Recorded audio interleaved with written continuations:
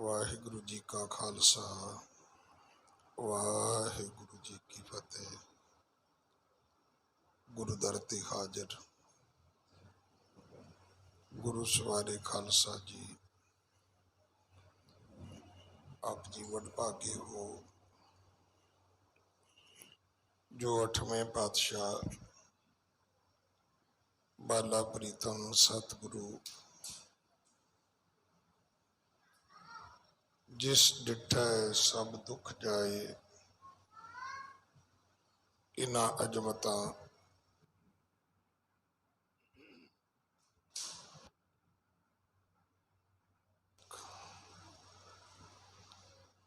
इन्हां अजमतां वडियाइयां दे मालिक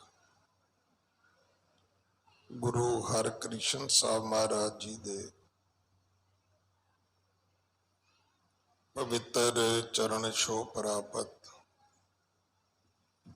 इतिहासक स्थान गुरुद्वारा बंगला साहब जी की यात्रा करदियां जुगो जुग अटल छतर चवर तखत दे मालक धन धन धन श्री गुरु ग्रंथ साहिब पातशाह महाराज जी दे हजूर मनुखा जीवन दियां घड़ियां नूं सफला कर रहे हो। सतगुरु सारियां दी यात्रा सफल करन। हुण समा है गुरु दरबार दे निजम अनुसार गुरु इतिहास दी चल रही लड़ीवार कथा दा अपनियां मन बिरतियां एकागर करो, रसना पवित्र कर दे एक बार,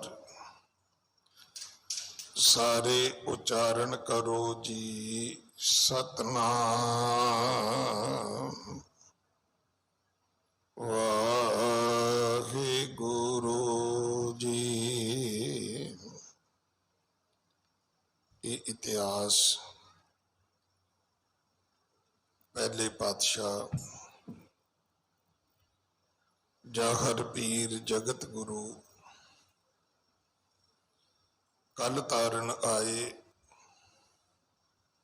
श्री गुरु नानक देव महाराज जी का है।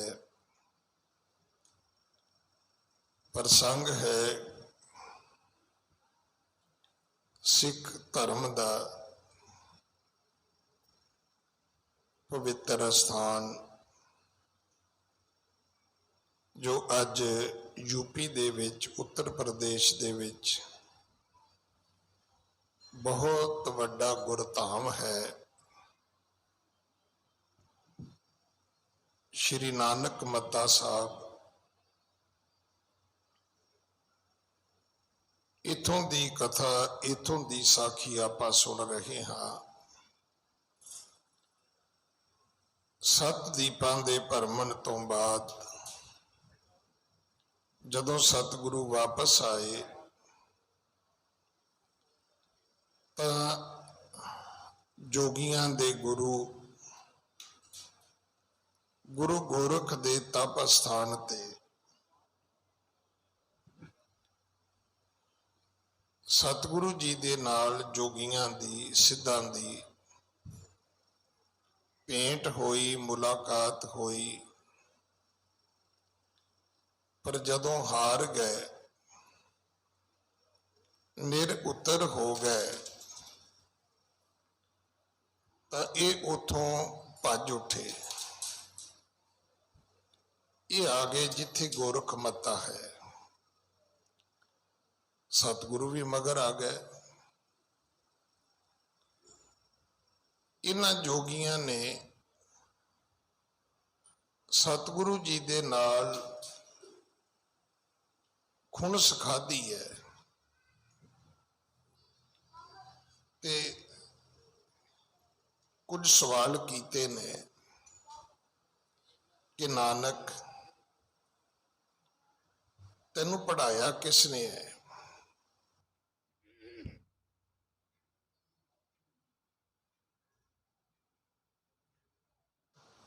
ਤੈਨੂੰ ਸਿੱਖਿਆ ਕਿਸ ਨੇ ਦਿੱਤੀ ਹੈ?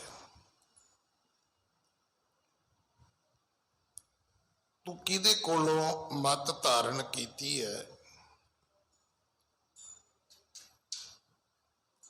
ਸਾਨੂੰ ਉਹਦਾ ਨਾਂ ਦੱਸ। ਫਿਰ ਕੀ ਤੇਰੇ ਘਰ ਵਿੱਚ ਕੋਈ ਤੈਨੂੰ ਦੁੱਖ ਸੀ ਕਿ ਤੂੰ ਉਦਾਸੀ ਹੋ ਗਿਆ? ਇਹ ਦੂਸਰੀ ਗੱਲ ਹੈ। ਤੀਸਰੀ ਗੱਲ ਕਿ ਤੈਨੂੰ ਆਪਣੇ ਘਰ ਤੋਂ ਕੋਈ ਡਰ ਲੱਗਦਾ ਹੈ ਕਿ ਜਿਹੜਾ ਤੂੰ ਵਾਪਸ ਘਰ ਆਪਣੇ ਨਹੀਂ ਜਾਂਦਾ। ਅਗਲੀ ਗੱਲ ਕਿ ਤੂੰ ਹਰ ਰੋਜ਼ ਨਵੀਂ ਥਾਂ ਤੇ ਵਿਚਰਦਾ ਰਹਿਣਾ ਹੈ। ਤੂੰ ਇੱਕ ਥਾਂ ਤੇ ਟਿਕਦਾ ਕਿਉਂ ਨਹੀਂ? ਸਮਾਧੀ ਕਿਉਂ ਨਹੀਂ ਲਾਉਂਦਾ? ਫਿਰ ਇਹ ਦੱਸ, ਤੇਰੇ ਵਿੱਚ ਜ਼ੋਰ ਕਿੰਨਾ ਹੈ, ਸ਼ਕਤੀ ਕਿੰਨੀ ਹੈ?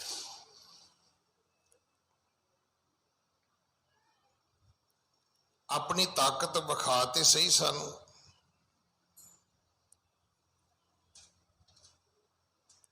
ਸਤਿਗੁਰੂ ਪਿਤਾ ਜੀ ਨੇ ਆਖਿਆ, ਭਾਈ ਮੈਂ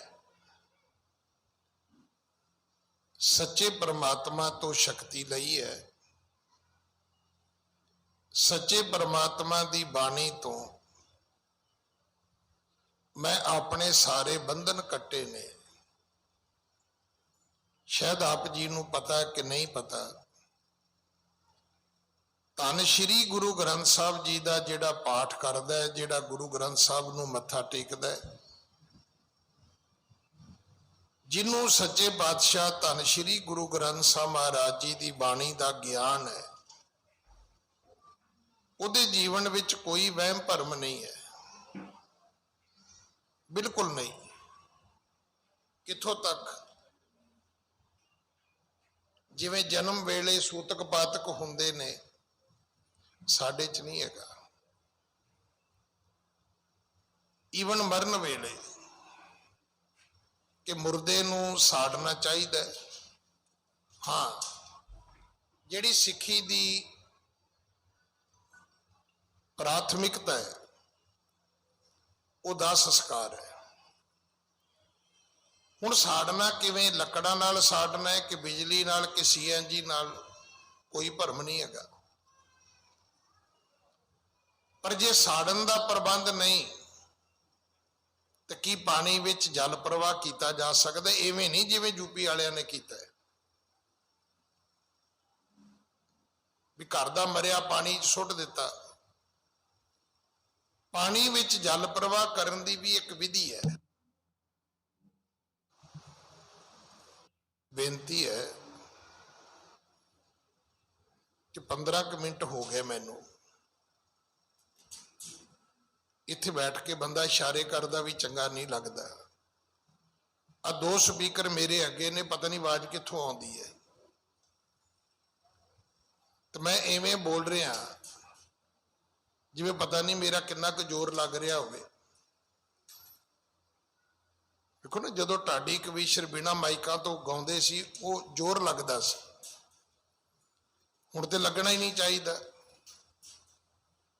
ਚਲੋ ਤੁਸੀਂ ਅਰਦਾਸ ਕਰੋ ਮਹਾਰਾਜ ਇਹਨਾਂ ਨੂੰ ਸਮੱਤ ਬਖਸ਼ਣ, ਕਿਉਂਕਿ ਇਹਨਾਂ ਨੇ ਏਸੀ ਕਮਰੇ ਚੋਂ ਬਾਹਰ ਨਿਕਲ ਕੇ ਆਵਾਜ਼ ਨਹੀਂ ਠੀਕ ਕਰਨੀ, ਔਰ ਇਹਨਾਂ ਚੋਂ ਕੋਈ ਬਿਜਲੀ ਮਿਸਤਰੀ ਨਹੀਂ ਹੈਗਾ, ਸਭ ਸੇਵਾਦਾਰ ਨੇ। ਪਲਾਸ ਲੈ ਲਿਆ, ਪੇਚਕਸ ਲੈ ਲਿਆ, ਇੰਜੀਨੀਅਰ ਬਣ ਗਏ। ਹਾਲਾਤ ਇਹ ਨੇ ਵੀ ਅੱਧੀ ਕਥਾ ਮੇਰੀ ਲੰਘ ਜਾਂਦੀ ਰੋਜ਼।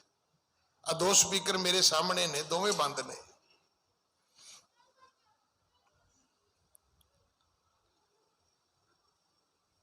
ਸਾਡੇ ਵਿੱਚ ਕੋਈ ਵਹਿਮ ਭਰਮ ਨਹੀਂ ਹੈ। ਜੇ ਅਸੀਂ ਜਲ ਪ੍ਰਵਾਹ ਵੀ ਕਰਦੇ ਹਾਂ ਤੇ ਡੈਡ ਬੋਡੀ ਨਾਲ ਇੰਨਾ weight ਬੰਨਿਆ ਜਾਂਦਾ ਹੈ ਕਿ ਉਹ ਪਾਣੀ ਵਿੱਚ ਡੁੱਬ ਜਾਏ, ਡੈਡ ਬੋਡੀ ਤਰੇ ਨਹੀਂ। ਉਹਦਾ ਅਪਮਾਨ ਅਨਾਦਰ ਨਹੀਂ ਹੋਣਾ ਚਾਹੀਦਾ ਸਰੀਰ ਦਾ।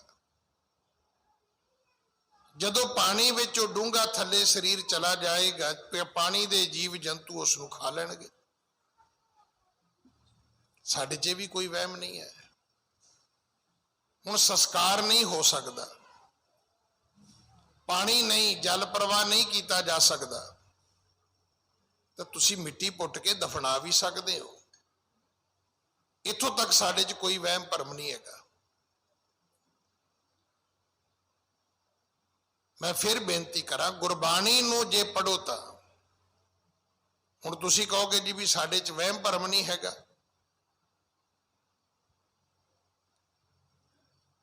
ਛੋਟੇ ਜਿਹੇ ਬੱਚੇ ਦੇ ਮੂੰਹ ਤੇ ਕਾਲਾ ਇੱਕ ਤਿਲ ਦਾ ਦਾਗ ਬਣਾਇਆ ਹੁੰਦਾ ਹੈ ਮਾਂ ਨੇ, ਉਹ ਕੀ ਹੈ?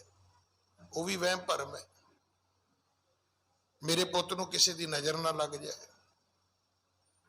ਕੋਠੀ ਦੇ ਉੱਤੇ ਤੌੜੀ ਰੱਖੀ ਹੋਈ ਹੈ, ਨਜ਼ਰ ਵੱਟੂ ਬਣਾਇਆ ਹੋਇਆ, ਇਹ ਵੀ ਵਹਿਮ ਭਰਮ ਹੈ। ਟਰੱਕ ਦੇ ਥੱਲੇ ਟੁੱਟੀ ਜੁੱਤੀ ਬੱਧੀ ਹੋਈ ਹੈ, ਇਹ ਵੀ ਵਹਿਮ ਭਰਮ ਹੈ। ਬੱਚੇ ਨੇ ਪੇਪਰ ਦੇਣ ਜਾਣਾ ਹੈ, ਮਾਂ ਦਹੀਂ ਖਿਚੜੀ ਬਣਾ ਕੇ ਬੈਠੀ ਹੈ ਰਾਤ ਦੀ। ਇਹ ਤੇ ਫਿਰ ਗੋਰਿਆਂ ਦੇ ਬੱਚੇ ਤੇ ਪੜ੍ਹਦੇ ਹੀ ਨਾ, ਆਪਣੇ ਬੱਚੇ ਪੜ੍ਹਨੇ ਸੀ। ਗੋਰਿਆਂ ਦੇ ਬੱਚੇ ਤੇ ਸਾਰੇ ਨੇ ਲੈ ਕੇ ਨਿਕਲ ਆਉਂਦੇ, ਉਹਨਾਂ ਨੂੰ ਕੀ ਪਤਾ ਖਿਚੜੀ ਕੀ ਹੁੰਦੀ ਹੈ। ਇਹ ਸਭ ਵਹਿਮ ਭਰਮ ਹੈ। ਇਹਦਾ ਅਰਥ ਇਹ ਨਹੀਂ ਕਿ ਖਿਚੜੀ ਤੁਸੀਂ ਖਾ ਨਹੀਂ ਸਕਦੇ ਜਾਂ ਦਹੀਂ ਖਾ ਨਹੀਂ ਸਕਦੇ। ਹਾਂ, ਲਾਈਟ ਖਾਣਾ ਤੁਹਾਡੇ ਪੇਪਰਾਂ ਵਾਲੇ ਦਿਨ ਹੋਣਾ ਚਾਹੀਦਾ ਹੈ, ਪਰ ਪਰੌਂਠੇ ਖਾ ਕੇ ਨਹੀਂ ਖਾਣਾ ਜਾਣਾ ਚਾਹੀਦਾ। ਕਿ ਅੱਧੇ ਪੇਪਰ 'ਚ ਬੱਚਾ ਸੁੱਤਾ ਪਿਆ ਹੋਵੇ, ਉਹਦਾ ਮਕਸਦ ਇੰਨਾ ਸੀ, ਉਹਦੇ ਪਿੱਛੇ ਹੋਰ ਕੋਈ ਵਹਿਮ ਭਰਮ ਨਹੀਂ ਹੈ। ਗੱਲ ਸਿਰਫ ਇੰਨੀ ਸੀ ਕਿ ਬੱਚਾ ਲਾਈਟ ਫੂਡ ਖਾ ਕੇ ਜਾਵੇ ਤਾਂ ਕਿ ਉਹਦੀ ਬੁੱਧੀ ਤਰੋ ਤਾਜੀ ਰਵੇ ਤੇ ਪੇਪਰ ਠੀਕ ਦੇਵੇ। ਅਸੀਂ ਉਹਨੂੰ ਵੀ ਵਹਿਮ ਭਰਮ ਬਣਾ ਲਿਆ। ਸਤਿਗੁਰੂ ਗੁਰੂ ਨਾਨਕ ਸਾਹਿਬ ਕਹਿਣ ਲੱਗੇ, ਸਾਡੇ 'ਚ ਕੋਈ ਵਹਿਮ ਭਰਮ ਨਹੀਂ ਹੈਗਾ। ਪਰਮਾਤਮਾ ਤੋਂ ਬਗੈਰ ਅਸੀਂ ਕਿਸੇ ਨੂੰ ਮੰਨਦੇ ਨਹੀਂ। ਰਹੀ ਗੱਲ ਸ਼ਕਤੀ ਦੀ, ਸਤਿਗੁਰੂ ਕਹਿੰਦੇ ਸਾਡੇ ਗਰੀਬਾਂ ਕੋਲ ਕਿਹੜੀ ਸ਼ਕਤੀ ਹੈ? ਸਾਡੇ ਕੋਲ ਕੋਈ ਸ਼ਕਤੀ ਨਹੀਂ ਹੈ। ਇਹ ਸ਼ਕਤੀਆਂ ਤੇ ਭਾਈ ਤੁਹਾਡੇ ਕੋਲ ਨੇ। ਤੁਹਾਨੂੰ ਇਹਨਾਂ ਦਾ ਮਾਣ ਹੰਕਾਰ ਹੈ। ਇਹ ਕਥਾ ਚੱਲਦੀ ਚੱਲਦੀ ਅੱਗੇ ਆਪਾਂ ਕੱਲ ਇੱਥੋਂ ਤੱਕ ਸੁਣੀ ਸੀ ਕਿ ਜਦੋਂ ਰਾਤ ਪਈ ਤੇ ਸਤਿਗੁਰੂ ਜੀ ਨੇ ਆਪਣਾ ਸਿੱਖ ਭੇਜਿਆ ਵੀ ਜਾਓ ਅੱਗ ਲੈ ਕੇ ਆਓ ਜੋਗੀਆਂ ਤੋਂ, ਤੇ ਆਪਾਂ ਵੀ ਧੂਣੀ ਬਾਲ ਲਈਏ ਤੇ ਰਾਤ ਕੱਟ ਲਈਏ। ਸਰਦੀ ਦਾ ਟਾਈਮ ਸੀ। ਜੋਗੀਆਂ ਨੇ ਅੱਗ ਨਹੀਂ ਦਿੱਤੀ, ਗੁਰੂ ਜੀ ਨੇ ਅੱਗ ਆਪੇ ਪੈਦਾ ਕਰ ਲਈ। ਹੁਣ ਜੋਗੀਆਂ ਨੇ ਅੱਗ ਨਹੀਂ ਦਿੱਤੀ, ਚਲੋ ਠੀਕ ਹੈ। ਸਤਿਗੁਰੂ ਜੀ ਨੇ ਅੱਗ ਆਪੇ ਬਾਲ ਲਈ, ਇਹ ਉਹਨਾਂ ਤੋਂ ਬਰਦਾਸ਼ਤ ਨਹੀਂ ਹੋਇਆ। ਇੱਕ ਸ਼ਬਦ ਆਉਂਦਾ ਸਾਡੇ 'ਚ, ਈਰਖਾ। ਮੈਂ ਵੀ ਕਵਾਂਗਾ ਨਹੀਂ ਜੀ, ਮੈਂ ਤੇ ਕਿਸੇ ਨਾਲ ਈਰਖਾ ਕਰਦਾ ਹੀ ਨਹੀਂ, ਪਰ ਜਿੰਨੀ ਮੈਂ ਕਰਦਾ ਕੋਈ ਵੀ ਨਹੀਂ ਕਰਦਾ ਹੋਣਾ। ਹੁਣ ਮੇਰੇ ਨਾਲ ਦੇ ਸਿੰਘ ਨੂੰ ਪੁੱਛ ਲਓ, ਇਹ ਕਹੂਗਾ ਜੀ ਮੈਂ ਵੀ ਨਹੀਂ ਕਰਦਾ। ਜਿੰਨੀ ਇਹ ਕਰਦਾ ਹੋਏਗਾ ਇੰਨੀ ਕੋਈ ਹੋਰ ਵੀ ਨਹੀਂ ਕਰਦਾ ਹੋਏਗਾ। ਅਸਲ ਵਿੱਚ ਸਾਨੂੰ ਈਰਖਾ ਦੀ ਡੈਫੀਨੇਸ਼ਨ ਨਹੀਂ ਪਤਾ, ਪਰਿਭਾਸ਼ਾ ਨਹੀਂ ਪਤਾ। ਪਹਿਲਾਂ ਗੁਰੂ ਨਾਨਕ ਸਾਹਿਬ ਅੱਗ ਮੰਗਣ ਆਏ। ਵੇਖੋ, ਮੈਂ ਤੁਹਾਡੇ ਘਰ ਚੀਜ਼ ਮੰਗਣ ਗਿਆ, ਹੋਰ ਤੁਹਾਨੂੰ ਕੀ ਚਾਹੀਦਾ? ਕਿ ਇੱਕ ਹੈਡ ਗ੍ਰੰਥੀ ਤੁਹਾਡੇ ਘਰ ਅੱਗ ਮੰਗਣ ਆਇਆ ਹੈ, ਤੁਹਾਨੂੰ ਤੇ ਅੱਗ ਸਗੋਂ ਕਹਿਣਾ ਚਾਹੀਦਾ ਵੀ ਨਹੀਂ ਭਾਈ ਸਾਹਿਬ ਤੁਸੀਂ ਚੱਲੋ, ਅਸੀਂ ਆਪ ਬਾਲ ਕੇ ਦਿੰਨੇ ਆ। ਨਹੀਂ ਦਿੱਤੀ, ਬੇਇੱਜ਼ਤੀ ਹੋ ਗਈ, ਅਗਲਾ ਮੁੜ ਆਇਆ। ਚਲੋ ਜੇ ਅਗਲੇ ਨੇ ਇਧਰੋਂ ਉਧਰੋਂ ਲੱਕੜਾਂ ਫੜੀਆਂ ਬਾਲ ਹੀ ਲਈ, ਉਹ ਮੁੜ ਕੇ ਤੁਹਾਡੇ ਤੋਂ ਬਰਦਾਸ਼ਤ ਨਹੀਂ ਹੋਇਆ ਵੀ ਭਾਈਆਂ ਦੇ ਘਰ ਅੱਗ ਕਿੱਥੋਂ ਬਲ ਗਈ। ਫਿਰ ਜੋਗੀਆਂ ਨੇ ਕੀ ਕੀਤਾ? ਹਨੇਰੀਆਂ ਝੁਲਾ ਦਿੱਤੀਆਂ। ਮਤਲਬ ਆਪਾਂ ਕਹਿੰਦੇ ਨਾ ਜੀ ਈਰਖਾ ਨਹੀਂ ਕਰਨੀ ਚਾਹੀਦੀ। ਈਰਖਾ ਨਹੀਂ ਕਰਨੀ ਚਾਹੀਦਾ ਮਤਲਬ ਇਹ ਕੋਈ ਛੋਟਾ ਜਿਹਾ ਫੰਕਸ਼ਨ ਨਹੀਂ ਹੈ। ਜਦੋਂ ਇਹਨੂੰ ਤੁਸੀਂ ਲੰਬਾ ਖਿੱਚਦੇ ਜਾਓਗੇ, ਖਿੱਚਦੇ ਜਾਓਗੇ, ਖਿੱਚਦੇ ਜਾਓਗੇ, ਤੇ ਫਿਰ ਤੁਹਾਨੂੰ ਸਮਝ ਆਏਗੀ ਵੀ ਆ ਜਿੰਨੀ ਸਾੜ ਸਤੀ ਹੈ ਇਹਦੇ ਪਿੱਛੇ ਸਿਰਫ ਈਰਖਾ ਹੈ। ਜੇ ਗੁਰੂ ਜੀ ਨੇ ਅੱਗ ਬਾਲ ਹੀ ਲਈ, ਹੁਣ ਇਹ ਉਹਨਾਂ ਤੋਂ ਬਰਦਾਸ਼ਤ ਨਹੀਂ ਹੋਇਆ। कि नानक ने अग किवें बाल लई। हुण उन्होंने अपनी करामात वरती है ते की कीता, झक्खड़ झुला देते। झक्खड़ झुलन नाल की होया, ये चेता रखना, डूबेगी किश्ती तो डूबेंगे सारे, ना हम ही बचेंगे ना साथी हमारे। उन्होंने कोशिश की बाबे नानक की धूनी उडाउण दी, बाबे नानक की धूनी ते बच गई, इन्हां दी अपनियां धूनियां उड गईयां। एक विद्वान ने बड़ी सोहनी गल कही है, वह कहता मैं तेरे मारांगा कसून ते 33 दे 33 दंद तोड़ देंगा। ते सामने वाला बंदा कहता भी दंद ते 32 हुंदे ने, 33 हुंदे ही नहीं। वो कहता मरनिया एक अद्धा ते मेरा तू भी तोड़ेगा, बिल्कुल तो नहीं गया गुजरिया होएगा तू। जदों तुसी किसी का नुकसान करन जाने हो, चेता रखना तुहाडा भी होएगा। ईर्खा इस करके माड़ी है। लिखे बाणी च, जिसके अंतर तात पराई होवे, जिसके अंतर तात पराई होवे, तिसदा कदे ना होवी भला। वो दूजियां नाल ईर्खा करन वाले हो, चेता रखना भला तुहाडा भी नहीं जो होना। जे ओहदा नुकसान होएगा तो तुहाडा भी होएगा। धूनियां इन्हां दियां भी उड गईयां। औखी सौखी रात कट्टी, सवेरे दिन चढ़िया, हुण लभण अग किथे है। हुण जोगियां कोल अग ही है नहीं सी। फिर बाबे नानक दे कोल आए, कहन लगे जी अग दे दिओ। सतगुरु कहन लगे अग तां दे देंगे, पर अपने गुरु गोरख दी एक मुंदरा ते एक खड़ाम। मुंदरा तो भावे जिहड़ी ओह कन्नां विच मुंदरा पाउंदे ने, खड़ाव तो भाव जिहड़ी ओह पैर विच जुत्ती पाउंदे सी। सतगुरु कहंदे भी ओह दे जाओ ते अग लै जाओ। इथों तक आपां ने कल कथा सुनी है। हाँ जी। अगारी धरती जब ही पावक लई हाथ पुन तब ही। धर दी जब ही पावक लई हाथ पुन, एक हथ खड़ाम दिती, कन दी मुंदरा दिती, दूजे हथ भाई मरदाना जी ने उन्होंने अग दे दी। कहन लगे भाई लै जाओ। हाँ जी। सिद्धन अपने मत सोबारी, सरती तन की सकल बिदारी।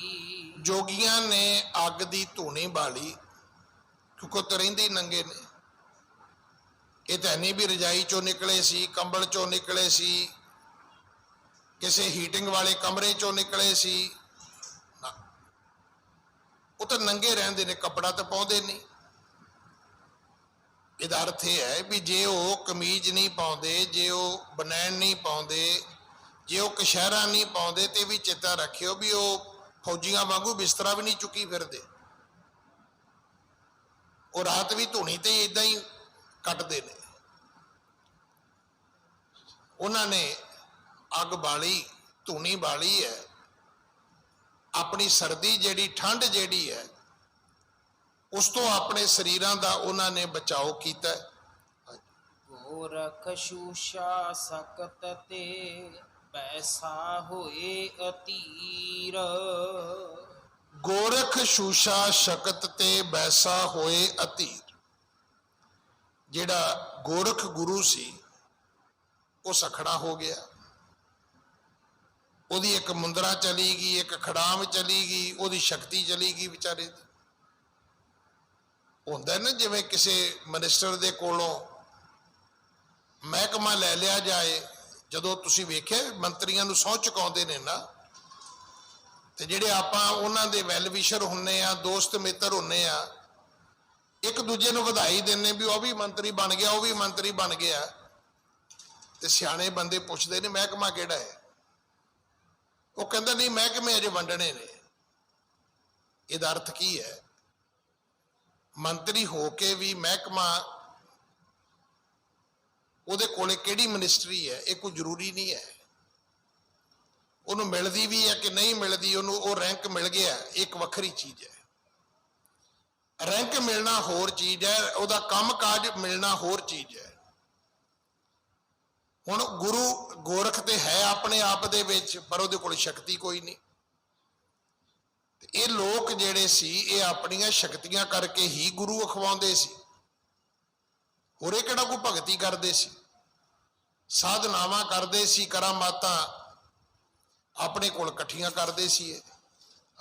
ਚਿੰਤਾ ਸਰਤਾ ਮਹਿ ਬਹਿਓ, ਪਾਇਓ ਜਾਏ ਨਾ ਤੀਰ।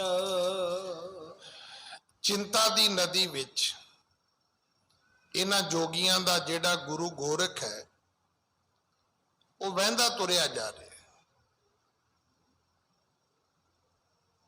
ਉਹਨੂੰ ਧਰਵਾਸ ਨਹੀਂ ਮਿਲ ਰਹੀ, ਕਿਨਾਰਾ ਨਹੀਂ ਮਿਲ ਰਿਹਾ, ਉਹਨੂੰ ਕੋਈ ਸਹਾਰਾ ਨਹੀਂ ਮਿਲ ਰਿਹਾ ਵੀ ਹੁਣ ਮੈਂ ਕਰਾਂ ਕੀ। ਆਪਣੇ ਹੱਥੀ ਮੁੰਦਰਾਂ ਦੇ ਦਿੱਤੀ ਹੈ, ਆਪਣੇ ਹੱਥੀ ਖੜਾਮ ਦੇ ਦਿੱਤੀ ਹੈ। ਹਾਂਜੀ, ਆਪਣੇ ਗੁਰ ਕੀ ਦਸ਼ਾ ਨਿਹਾਰੀ, ਭੰਗਰ ਆਇਓ ਕਰ ਰਿਸ ਪਾਰੀ। ਆਪਣੇ ਗੁਰ ਕੀ ਦਸ਼ਾ ਨਿਹਾਰੀ, ਭੰਗਰ ਆਇਓ ਕਰ ਰਿਸ ਭਾਰੀ। ਜਿਹੜਾ ਭੰਗਰ ਜੋਗੀ ਸੀ ਉਹਨੇ ਵੇਖਿਆ ਵੀ ਮੇਰੇ ਗੁਰੂ ਦੀ ਤੇ ਬੜੀ ਬੇਇੱਜ਼ਤੀ ਹੋਈ ਹੈ। ਉਹ ਬੜੇ ਗੁੱਸੇ ਨਾਲ, ਕ੍ਰੋਧ ਨਾਲ। ਹੁਣ ਤੁਸੀਂ ਇਹ ਵੀ ਗੱਲ ਨੋਟ ਕਰਨਾ ਕਿ ਗੁੱਸਾ ਬੰਦੇ ਨੂੰ ਕਦੋਂ ਆਉਂਦਾ ਹੈ, ਜਦੋਂ ਦਾ ਵਸ ਨਹੀਂ ਚੱਲਦਾ ਨਾ, ਗੁੱਸਾ ਉਦੋਂ ਹੀ ਆਉਂਦਾ ਹੈ। ਜਦੋਂ ਉਹ ਕੁਝ ਕਰ ਗੁਜ਼ਰਨ ਦੀ ਸ਼ਕਤੀ ਨਹੀਂ ਰੱਖਦਾ, ਉਦੋਂ ਉਹਨੂੰ ਗੁੱਸਾ ਆਉਂਦਾ ਹੈ। ਜਦੋਂ ਤੁਹਾਡੇ ਕਹਿਣ ਤੇ ਕੰਮ ਹੁੰਦਾ ਹੈ, ਤੁਹਾਡੇ ਇਸ਼ਾਰੇ ਤੇ ਕੰਮ ਹੁੰਦਾ ਹੈ, ਤੁਹਾਡੀ ਮਰਜ਼ੀ ਨਾਲ ਕੰਮ ਹੋ ਰਿਹਾ ਹੈ, ਤੁਹਾਨੂੰ ਕੋਈ ਗੁੱਸਾ ਨਹੀਂ ਆਏਗਾ। ਪਰ ਜਦੋਂ ਤੁਹਾਡੀ ਕੋਈ ਗੱਲ ਸੁਣੇਗਾ ਹੀ ਨਹੀਂ, ਕੋਈ ਗੱਲ ਮੰਨੇਗਾ ਹੀ ਨਹੀਂ, ਤੁਸੀਂ ਸਾਰਾ ਦਿਨ ਕਲਪਦੇ ਰਹੋਗੇ, ਕੰਮ ਕੋਈ ਹੋਏਗਾ ਹੀ ਨਹੀਂ, ਤੇ ਫਿਰ ਕੀ ਹੋਏਗਾ? ਫਿਰ ਗੁੱਸਾ ਹੀ ਗੁੱਸਾ ਹੋਏਗਾ, ਬਾਕੀ ਕੁਝ ਵੀ ਨਹੀਂ ਹੋਏਗਾ। ਗੁਰੂ ਗੋਰਖ ਨੂੰ ਵੇਖ ਭੰਗਰ ਨਾਥ ਨੂੰ ਗੁੱਸਾ ਚੜਿਆ। ਉਹ ਸਤਿਗੁਰੂ ਗੁਰੂ ਨਾਨਕ ਦੇ ਪਿਤਾ ਮਹਾਰਾਜ ਜੀ ਦੇ ਕੋਲ ਆਇਆ। ਹਾਂਜੀ, ਲਾਏ ਸ਼ਕਤ ਕੋ ਚਾਹਤ ਸੋਈ, ਮੁੰਦਾਂ ਲਿਹੋ ਖਰਾਉ ਦੋਈ। ਉਹਨੇ ਕੀ ਕੀਤਾ? ਉਹਨੇ ਆਪਣੀਆਂ ਸ਼ਕਤੀਆਂ ਵਰਤਣੀਆਂ ਸ਼ੁਰੂ ਕੀਤੀਆਂ ਕਿ ਚਲੋ ਕਿਸੇ ਤਰੀਕੇ ਦੇ ਨਾਲ ਆਪਾਂ ਯਤਨ ਕਰੀਏ, ਕੋਈ ਆਪਣੀ ਕਰਾਮਾਤ ਵਰਤ ਕੇ, ਕੋਈ ਆਪਣੀ ਰਿੱਧੀ ਸਿੱਧੀ ਵਰਤ ਕੇ, ਕਿ ਖੜਾਵਾਂ ਤੇ ਮੁੰਦਰਾਂ ਇਹ ਵਾਪਸ ਆ ਜਾਣ, ਗੁਰੂ ਨਾਨਕ ਦੇ ਮਹਾਰਾਜ ਕੋਲੋਂ ਲੈ ਲਈਆਂ ਜਾਣ। ਉਹ ਮੰਗਦੇ ਨਹੀਂ, ਆਪਣੀ ਜਿਹੜੀ ਕਰਾਮਾਤੀ ਸ਼ਕਤੀ ਉਹਦੇ ਨਾਲ ਵਾਪਸ ਲੈਣੀਆਂ ਚਾਹੁੰਦੇ ਨੇ। ਸ਼ਕਤ ਨ ਚਲੀ ਸਕਲ ਬਿਦ ਹਾਰਿਓ, ਗੁਰ ਢਿਗ ਬੈਠਿਓ ਬੈਣ ਉਚਾਰਿਓ। ਉਹਨਾਂ ਦੀ ਸ਼ਕਤੀ ਚੱਲੀ ਨਹੀਂ।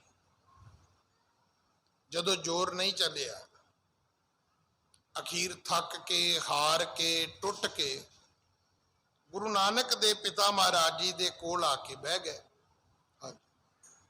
ਮਮ ਤੂੰ ਪਾਪੈ ਸੋ ਭਰ ਦੀਜੈ, ਅਬ ਹੀ ਤੂਰਨ ਬਿਲਮ ਨ ਕੀਜੈ। ਆ ਕੇ ਕੀ ਕਿਹਾ? ਕਹਿਣ ਲੱਗੇ ਨਾਨਕ ਜੀ, ਸਾਡਾ ਆ ਇੱਕ ਤੂੰਬਾ ਹੈ। ਉਹਨਾਂ ਦੇ ਹੱਥ ਵਿੱਚ ਨੇ ਕਮੰਡਲ ਹੁੰਦਾ ਹੈ, ਉਹਨੂੰ ਤੂੰਬਾ ਵੀ ਕਹਿੰਦੇ ਨੇ, ਕਮੰਡਲ ਵੀ ਕਹਿੰਦੇ ਨੇ। ਕਹਿਣ ਲੱਗੇ ਆ ਇੱਕ ਤੂੰਬਾ ਸਾਡੇ ਹੱਥ ਵਿੱਚ ਹੈ, ਇਹਦੇ ਵਿੱਚ ਪੈ ਪਾ ਦਿਓ। ਪੈ ਕਹਿੰਦੇ ਨੇ ਦੁੱਧ ਨੂੰ, ਕਿ ਜੇ ਸਾਡੇ ਪੀਣ ਵਾਸਤੇ ਤੁਸੀਂ ਇਹਦੇ ਵਿੱਚ ਦੁੱਧ ਭਰ ਦਿਓ ਤਾਂ। ਹਾਂਜੀ, ਸ਼੍ਰੀ ਨਾਨਕ ਤਬ ਲੈ ਨਿਜ ਹਾਥਾ, ਭਰਿਓ ਕੂਪ ਤੇ ਦੂਧੈ ਸਾਥਾ। ਸਤਿਗੁਰੂ ਗੁਰੂ ਨਾਨਕ ਦੇ ਪਿਤਾ ਮਹਾਰਾਜ ਨੇ ਉਸ ਕਟੋਰੇ ਨੂੰ ਉਸ ਤੂੰਬੇ ਨੂੰ ਕਹਿ ਦਈਏ ਜਾਂ ਜਿਹੜਾ ਉਹ ਕਮੰਡਲ ਲੈ ਕੇ ਆਇਆ ਸੀ ਉਹ ਹੱਥ ਵਿੱਚ ਫੜਿਆ, ਨਜ਼ਰ ਕੀਤੀ, ਉਹ ਦੁੱਧ ਨਾਲ ਭਰ ਗਿਆ। ਸਤਿਗੁਰੂ ਜੀ ਨੇ ਭੰਗਰਨਾਥ ਨੂੰ ਕਿਹਾ, ਲੈ ਭਾਈ ਦੁੱਧ ਨਾਲ ਭਰ ਗਿਆ ਤੇ ਲੈ ਜਾ। ਸੋ ਲੈ ਕੇ ਸਿੱਧਨ ਮਹਿ ਆਇਓ, ਸਭ ਹੀ ਪੀ ਰਹੇ ਤ੍ਰਿਪਤਾਇਓ। ਜਦੋਂ ਭੰਗਰਨਾਥ ਵਾਪਸ ਆਇਆ, ਇੱਕ ਜੋਗੀ ਨੇ ਦੁੱਧ ਪੀਤਾ, ਸਿੱਧ ਨੇ ਪੀਤਾ, ਦੂਜੇ ਨੇ ਪੀਤਾ, ਤੀਜੇ ਨੇ ਪੀਤਾ, ਚੌਥੇ ਨੇ ਪੀਤਾ। ਉਹ ਸਾਰੇ ਪੀ ਜਾਂਦੇ ਨੇ, ਪਰ ਉਸ ਤੂੰਬੇ ਦੇ ਵਿੱਚੋਂ, ਉਸ ਕਮੰਡਲ ਦੇ ਵਿੱਚੋਂ, ਉਸ ਭਾਂਡੇ ਦੇ ਵਿੱਚੋਂ ਦੁੱਧ ਖਤਮ ਨਹੀਂ ਹੋ ਰਿਹਾ। ਜੋਗੀ ਫਿਰ ਪਰੇਸ਼ਾਨ ਹੋ ਗਏ ਵੀ ਇਹ ਕੀ ਬਣਿਆ।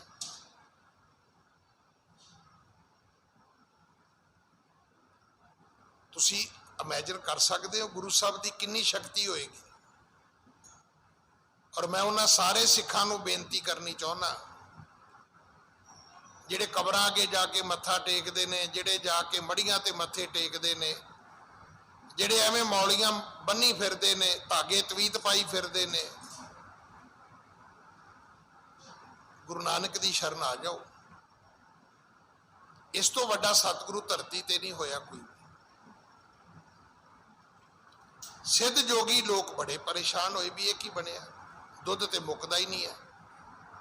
ਉਹ ਪੀ ਪੀ ਕੇ ਥੱਕ ਗਏ, ਹਾਰ ਗਏ। ਪੈ ਤੂੰ ਪੀਤੇ ਨ ਖੁਟਤ ਨਾਹੀ, ਅਚਰਜ ਪਏ ਸਭੈ ਮਨ ਮਾਹੀ। ਉਸ ਤੂੰਬੇ ਦੇ ਵਿੱਚੋਂ ਦੁੱਧ ਨਖੁੱਟਿਆ ਨਹੀਂ, ਜੋਗੀ ਪੀ ਪੀ ਕੇ ਹਾਰ ਗਏ, ਥੱਕ ਗਏ। ਭਬਕ ਤਮਕ ਕਰ ਸ਼ੰਭੂ ਨਾਥਾ, ਢਿਗ ਆਇਓ ਬੋਲਿਓ ਗੁਰ ਸਾਥਾ। ਤਦੋਂ ਫਿਰ ਭਬਕ ਤਮਕ ਕਰ ਸ਼ੰਭੂਨਾਥ, ਹੁਣ ਜਿਹੜਾ ਜੋਗੀ ਸ਼ੰਭੂਨਾਥ ਸੀ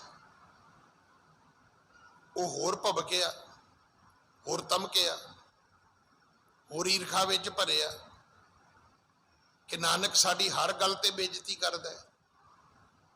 ਵੀ ਦੁੱਧ ਮੰਗਣ ਗਏ ਸਾਂ, ਵੀ ਚਲੋ ਇੱਕ ਕਟੋਰਾ ਦੁੱਧ ਦਾ ਦੇ ਦਿਓ, ਇਹ ਚੰਗਾ ਕੰਮ ਕੀਤਾ ਵੀ ਇਹ ਤੂੰਬਾ ਖਾਲੀ ਨਹੀਂ ਹੁੰਦਾ। ਹੁਣ ਦੱਸੋ, ਈਰਖਾ ਦਾ ਇਹ ਵੀ ਇੱਕ ਪੱਖ ਹੈ। ਕਿਸੇ ਬੰਦੇ ਨੇ ਤੁਹਾਡੇ ਭਾਂਡੇ ਵਿੱਚ ਵੱਧ ਦੁੱਧ ਪਾਤਾ, ਇਹਦੀ ਵੀ ਈਰਖਾ ਹੈ।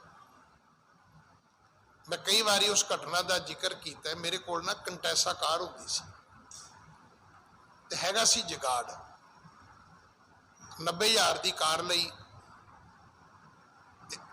ਈਸੂ ਜੀ ਦਾ ਇੰਜਣ ਆਉਂਦਾ ਸੀ ਬਾਹਰੋਂ, ਉਹ ਮਾਇਆਪੁਰੀ ਤੋਂ ਖਰੀਦਿਆ।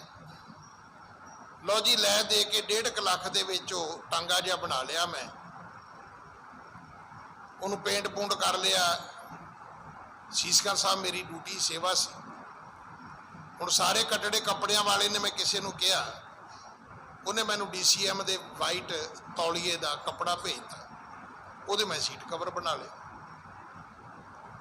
ਅੱਜ ਉਹ ਗੁਰੂ ਕੇ ਕੀਰਤਨੀਏ ਧਰਤੀ ਤੇ ਨਹੀਂ ਹੈਗੇ।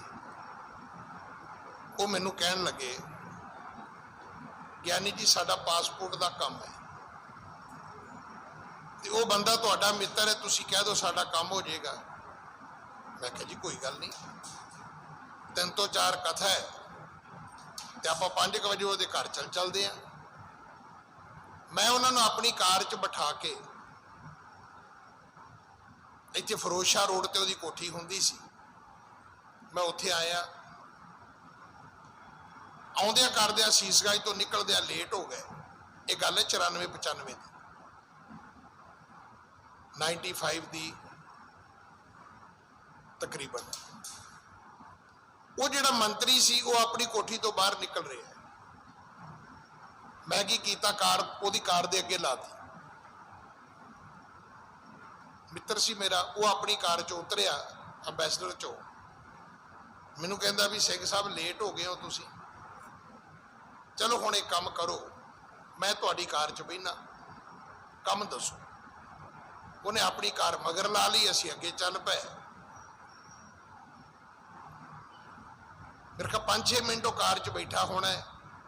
5 ਮਿੰਟ 6 ਮਿੰਟ 'ਚ ਉਹਦਾ ਡੈਸਟੀਨੇਸ਼ਨ ਆ ਗਿਆ।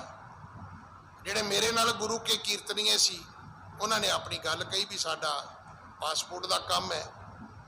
ਉਹਨੇ ਕਿਹਾ ਮੈਨੂੰ ਇਹਦੀਆਂ ਫੋਟੋ ਕਾਪੀਆਂ ਦੇ ਦਿਓ ਆਪਣੀਆਂ। ਲਓ ਜੀ, ਮੰਤਰੀ ਆਪਣੇ ਘਰ, ਭਾਈ ਸਾਹਿਬ ਆਪਣੇ ਘਰ, ਤੇ ਮੈਨੂੰ ਨੋਇਡੇ ਤੋਂ ਕਿਸੇ ਪ੍ਰਬੰਧਕ ਦਾ ਫੋਨ ਆਉਂਦਾ ਹੈ। ਕਹਿੰਦਾ ਗਿਆਨੀ ਜੀ ਕਾਰ ਕਿੰਨੇ ਲੱਖ ਦੀ ਲਈ ਜੀ? ਮੈਂ ਕੀ ਹੋਇਆ? ਕਹਿੰਦਾ ਉਹ ਬੰਦੇ ਤੁਹਾਡੀ ਕਾਰ 'ਚ ਬੈਠੇ ਸੀ। ਮੈਂ ਕਿਹਾ ਹਾਂ। ਕਹਿੰਦਾ ਬੜੇ ਫੁੱਟ ਕੇ ਮਰੇ ਹੋ ਤਾਂ। ਕਸੀਸਗੰਜ ਦਾ ਭਾਈ ਤੇ ਏਡੀ ਵੱਡੀ ਕਾਰ ਲਈ ਫਿਰਦਾ, ਦੱਸੋ 1.5 ਲੱਖ ਦਾ ਜਗਾੜ ਜੋੜਿਆ ਮੈਂ ਟਾਂਗਾ। ਵੀ ਕਾਰ ਜਿਹੜੀ ਕੰਟੈਸਾ ਦੀ, ਇੰਜਣ ਇਸੂਜੂ ਦਾ, ਡੀਜ਼ਲ ਦਾ, ਤੇ ਬੱਸ ਅੱਡੇ ਦੇ ਕੋਲੋਂ ਗੋਖਲਾ ਮਾਰਕੀਟ ਦੇ ਵਿੱਚ ਉਹਦੀ ਫਿਟਿੰਗ ਕਰਾ ਲਈ। ਉਹ ਡੀਸੀਐਮ ਦੇ ਚਿੱਟੇ ਤੌਲੀਏ ਕਿਸੇ ਨੇ ਦੇ ਦਿੱਤੇ, ਉਹਨਾਂ ਦਾ ਹੀ ਕੰਮ ਕਰਾਇਆ, ਉਹਨਾਂ ਨੂੰ ਹੀ ਕਾਰ 'ਚ ਬਿਠਾਇਆ, ਤੇ ਉਹੀ ਬੰਦੇ ਈਰਖਾ ਨਾਲ ਫੁੱਟ ਕੇ ਮਰੇ ਵੀ ਅਸੀਂ ਏਡੇ ਵੱਡੇ ਕੀਰਤਨੀਏ ਤੇ ਕਾਰ ਤੇ ਲਈ ਫਿਰਦਾ। ਮਤਲਬ ਤੁਸੀਂ ਈਰਖਾ ਨੂੰ, ਜਿਹੜਾ ਆਪਾਂ ਕੀ ਸ਼ਬਦ ਹੈ, ਤੁਸੀਂ ਕਦੇ ਇਹਦੇ ਵੱਲ ਤਵੱਜੋ ਨਹੀਂ ਦਿੰਦੇ ਵੀ ਈਰਖਾ ਕੀ ਹੁੰਦੀ ਹੈ। ਔਰ ਸ਼ਾਇਦ ਇਹ ਵੀ ਨਹੀਂ ਪਤਾ ਕਿ ਈਰਖਾ ਨਾਲ ਕੀ ਹੁੰਦਾ ਹੈ। ਕ੍ਰੋਧ ਨਾਲ ਕੀ ਕਰਦੇ ਹੋ ਪਤਾ ਤੁਸੀਂ? ਅਮੂਮਨ ਕ੍ਰੋਧ ਵਿੱਚ ਆ ਕੇ ਤੁਸੀਂ ਚੀਜ਼ ਚੁੱਕਦੇ ਹੋ ਤੇ ਦੂਜੇ ਦੇ ਸਿਰ 'ਚ ਮਾਰਦੇ ਹੋ। ਈਰਖਾ ਵਿੱਚ ਨਹੀਂ ਮਾਰਦੇ। ਈਰਖਾ ਵਿੱਚ ਪਹਿਲਾਂ ਤੁਸੀਂ ਆਪਣਾ ਖੂਨ ਸਾੜਦੇ ਹੋ, ਆਪਣਾ ਖੂਨ। ਸਾਨੂੰ ਇਹ ਵੀ ਨਹੀਂ ਪਤਾ ਵੀ ਈਰਖਾ ਦਾ ਅਸਰ ਕਿਹਦੇ ਤੇ ਹੁੰਦਾ ਹੈ। ਈਰਖਾ ਦਾ ਰਿਐਕਸ਼ਨ ਕਦੋਂ ਦੂਜੇ ਤੇ ਹੋਏਗਾ ਮੈਨੂੰ ਨਹੀਂ ਪਤਾ, ਪਰ ਤੁਹਾਡੇ ਤੇ ਐਕਸ਼ਨ 1 ਮਿੰਟ 'ਚ ਹੋ ਜਾਂਦਾ ਹੈ ਕਿ ਤੁਸੀਂ ਸੱਤੀ ਕੱਪੜੀ ਸੜ ਕੇ ਸੁਆਹ ਹੋ ਜਾਂਦੇ ਹੋ। ਹੁਣ ਦੱਸੋ ਈਰਖਾ ਕਰਨੀ ਚਾਹੀਦੀ ਕਿ ਨਹੀਂ ਕਰਨੀ ਚਾਹੀਦੀ? ਮੈਂ ਇਸ ਕਥਾ ਨੂੰ ਤਾਂ ਰੋਕਿਆ ਹੈ, ਨਹੀਂ ਤਾਂ ਕਥਾ ਤਾਂ 1 ਮਿੰਟ 'ਚ ਨਿਕਲ ਜਾਏਗੀ ਸਾਰੀ।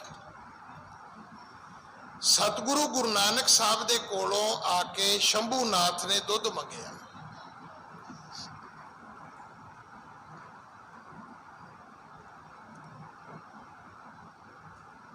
ਤਾਂ ਕੀ ਹੋਇਆ? ਗੁਰੂ ਜੀ ਨੇ ਉਹ ਤੂੰਬਾ ਭਰ ਦਿੱਤਾ। ਹੁਣ ਉਹ ਤੂੰਬਾ ਜਿਹੜਾ ਉਹ ਨਖੁੱਟਦਾ ਹੀ ਨਹੀਂ ਜੀ, ਉਹ ਸਾਰੇ ਪੀ ਜਾਂਦੇ ਨੇ ਜੀ, ਮੁੱਕਦਾ ਹੀ ਨਹੀਂ ਜੀ।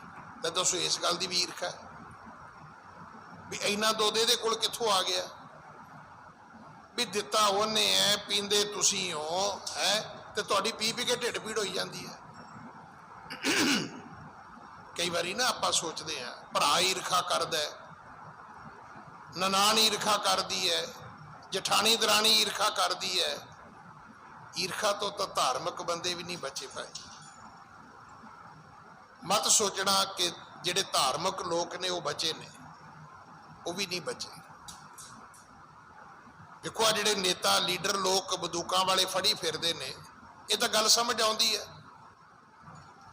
ਪਰ ਧਾਰਮਿਕ ਬੰਦਿਆਂ ਨਾਲ 20-20, 25-25 ਪੁਲਿਸ ਵਾਲੇ, ਉਹ ਸਾਰਾ ਈਰਖਾ ਦਾ ਹੀ ਫਲ ਹੈ। ਤੇ ਜੇ ਤੁਹਾਡਾ ਕਿਸੇ ਨਾਲ ਵੈਰ ਵਿਰੋਧ ਨਹੀਂ ਤੇ ਭਾਈ ਤੁਸੀਂ ਕੀ ਕਰਨੇ ਨੇ? ਤੁਹਾਨੂੰ ਕੀ ਲੋੜ ਹੈ? ਨਹੀਂ, ਉਸ ਈਰਖਾ ਨੇ ਇੱਥੇ ਲਿਆ ਕੇ ਸਾਨੂੰ ਖੜਾ ਕਰ ਦਿੱਤਾ ਹੈ ਕਿ ਨਾ ਸਾਨੂੰ ਇਹ ਹੀ ਨਹੀਂ ਪਤਾ ਕਿ ਅਗਲੀ ਘੜੀ ਸਾਡੇ ਨਾਲ ਹੋ ਕੀ ਜਾਣਾ ਹੈ। ਹੁਣ ਕੀ ਹੋਇਆ ਕਿ ਪੈ ਤੂੰਬੇ ਤੇ ਨਖੁੱਟਤ ਨਾਹੀ, ਅਚਰਜ ਭਏ ਸਭੇ ਮਨ ਮਾਹੀ। ਭਬਕ ਤਮਕ ਕਰ ਸ਼ੰਭੂ ਨਾਥਾ, ਢਿਗ ਆਇਓ ਬੋਲਿਓ ਗੁਰ ਸਾਥਾ। ਈਰਖਾ ਵਿੱਚ ਭਰੇ ਤੇ ਗੁਰੂ ਨਾਨਕ ਸਾਹਿਬ ਨੂੰ ਆ ਕੇ ਬੋਲਣਾ ਸ਼ੁਰੂ ਕਰ ਦਿੱਤਾ। ਕਈ ਵਾਰੀ ਨਾ ਤੁਸੀਂ ਕਿਸੇ ਨੂੰ ਵਿਆਹ ਵਿੱਚ ਸਗਨ ਵੱਧ ਦੇ ਦਿਓ, ਈਵਨ ਇੱਥੋਂ ਤੱਕ ਪਿੰਡ 'ਚ ਉਗਰਾਹੀ ਹੋਵੇ ਨਾ, ਦੇਖੋ ਮੇਰਾ ਆਪਣਾ ਨਿੱਜੀ ਐਕਸਪੀਰੀਅੰਸ ਹੈ, ਤੇ ਕੋਸ਼ਿਸ਼ ਕਰੋ ਕਿ ਜਦੋਂ ਤੁਹਾਡੇ ਘਰ ਕੋਈ ਉਗਰਾਹੀ ਕਰਨ ਆਵੇ ਉਹਨਾਂ ਨੂੰ ਪੁੱਛੋ ਜੀ ਤੁਸੀਂ ਉਗਰਾਹੀ ਲਾਈ ਕਿੰਨੀ ਹੈ? ਉਹ ਕਹਿਣਗੇ ਜੀ 500 ਰੁਪਈਆ। ਆਪਣਾ 500 ਕੱਢ ਕੇ ਉਹਨਾਂ ਨੂੰ ਦੇ ਦੇ। ਚੌੜ ਨਾ ਸਾੜਿਓ, ਇਹ ਸਾਡੇ ਬਜ਼ੁਰਗਾਂ ਦਾ ਹੈ, ਇਹ ਸ਼ੇਖੂਪੁਰੇ ਦਾ ਸ਼ਬਦ ਹੈ। ਕਿ ਪੁੱਤਰ ਚੌੜ ਨਾ ਸਾੜਿਓ। ਚੌੜ ਸਾੜਨ ਦਾ ਮਤਲਬ ਹੁੰਦਾ ਹੈ ਨਹੀਂ ਜੀ ਮੇਰਾ ਤੇ ਤੁਸੀਂ 25,000 ਲਿਖੋ ਨਾ, ਆਪਣਾ 500 ਕੱਢ ਕੇ ਦੇ ਦਿਓ ਜੀ, ਆ ਮੇਰੇ ਹਿੱਸੇ ਦਾ। ਉਹ ਫਿਰ ਕਹਿਣਗੇ ਵੀ ਨਹੀਂ ਜੀ ਤੁਸੀਂ ਥੋੜਾ ਜਿਹਾ ਵੱਧ ਦੇ ਦਿਓ। ਫਿਰ ਤੁਸੀਂ ਕਹੋ ਜੀ ਤੁਸੀਂ ਹੁਕਮ ਕਰੋ। ਉਹ ਕਹਿਣ ਜੀ 5,000 ਦੇ ਦਿਓ, 5 ਦੇ ਦਿਓ, ਪਰ ਪਹਿਲਾਂ ਆਪ ਨਾ ਦਿਓ ਜੇ। ਉਹ ਪੈਸੇ ਵੀ ਲੈ ਜਾਣਗੇ ਤੇ ਪਤਾ ਕੀ ਕਹਿਣਗੇ, ਪੈਸਾ ਸਿਰ ਨੂੰ ਚੜਿਆ ਫਿਰਦਾ ਇਹਦੇ। ਮਤਲਬ ਤੁਸੀਂ ਵੇਖੋ ਵੀ ਉਹਨੇ ਤੁਹਾਡਾ ਮਾਣ ਕੀਤਾ ਆ, ਦਾ ਉਹਨੇ ਤੁਹਾਡੀ ਸੇਵਾ 'ਚ ਆਪਣਾ ਹਿੱਸਾ ਪਾਇਆ ਹੈ। ਮੰਗਣ ਤੁਸੀਂ ਆਏ ਹੋ, ਉਹਨੇ ਤੁਹਾਡਾ ਮਾਣ ਕੀਤਾ ਹੈ, ਪਰ ਤੁਸੀਂ ਉਹਦਾ ਮਾਣ ਰੱਖਿਆ ਨਹੀਂ। ਆਪਣੇ ਆਪ ਨੂੰ ਅਮੀਰ ਸਮਝਦਾ ਹੈ, ਆਪਣੇ ਆਪ ਨੂੰ ਵੱਡਾ ਸਮਝਦਾ ਹੈ। ਇਹਨੇ ਵੱਧ ਪੈਸੇ ਤਾਂ ਦਿੱਤੇ ਨੇ, ਸਾਰੇ ਪਿੰਡ ਦੀ ਬੇਇੱਜ਼ਤੀ ਕੀਤੀ ਹੈ। ਇਸ ਕਰਕੇ ਬਚੋ ਇਹਨਾਂ ਲੋਕਾਂ ਤੋਂ।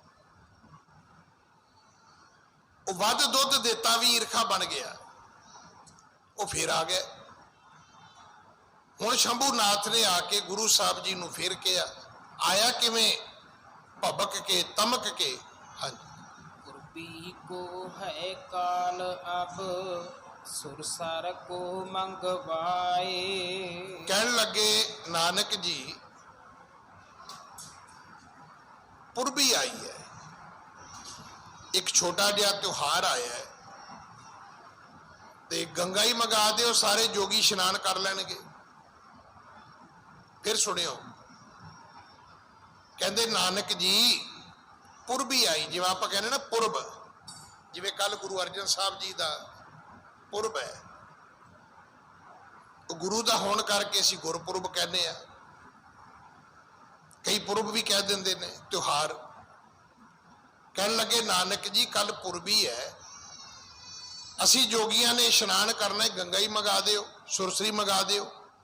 ਹਾਂਜੀ, ਸ਼ਕਤ ਧਾਰ ਤੂੰ ਹੈ ਵੱਡਾ ਮਿਲ ਮੱਚੈ ਇਹ ਥਾਏ। ਆਖਿਆ ਸ਼ਕਤੀ ਵਿੱਚ ਤੁਸੀਂ ਵੱਡੇ ਹੋ, ਤੇ ਇੱਥੇ ਸਾਰੇ ਰਲ ਮਿਲ ਕੇ ਤੁਸੀਂ ਵੀ ਇਸ਼ਨਾਨ ਕਰ ਲਿਓ, ਅਸੀਂ ਵੀ ਇਸ਼ਨਾਨ ਕਰ ਲਵਾਂਗੇ।